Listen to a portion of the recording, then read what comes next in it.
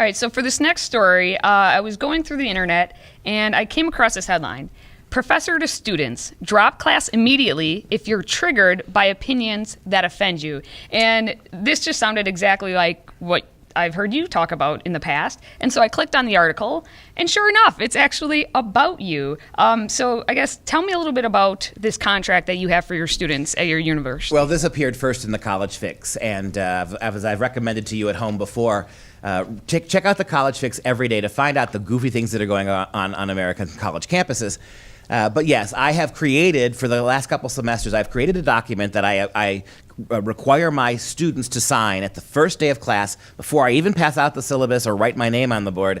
And it's a document basically that forces them to agree that if they're going to stay in my class, they have to accept not just their own free speech, but the free speech of others. So it's a document that compels them and warns them that you can say whatever you want, but then the person next to you can too.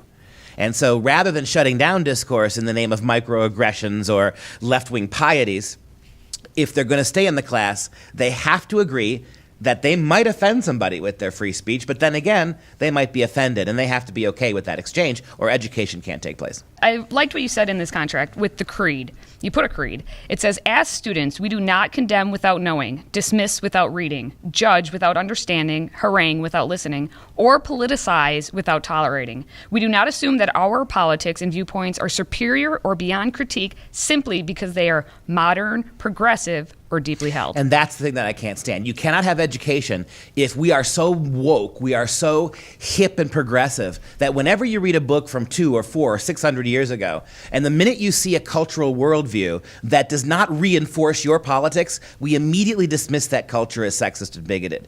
And so for me, that last sentence is really important there. We are not going to trivialize these books. We're not going to write them off, or we're not going to 20-year-old kids opining about how Shakespeare is a homophobic bigot because all the marriages that take place in his plays are between men and women. You don't know what you're talking about. And so that creed Bratton that I start with is my way of saying to them, look, the book is bigger than you.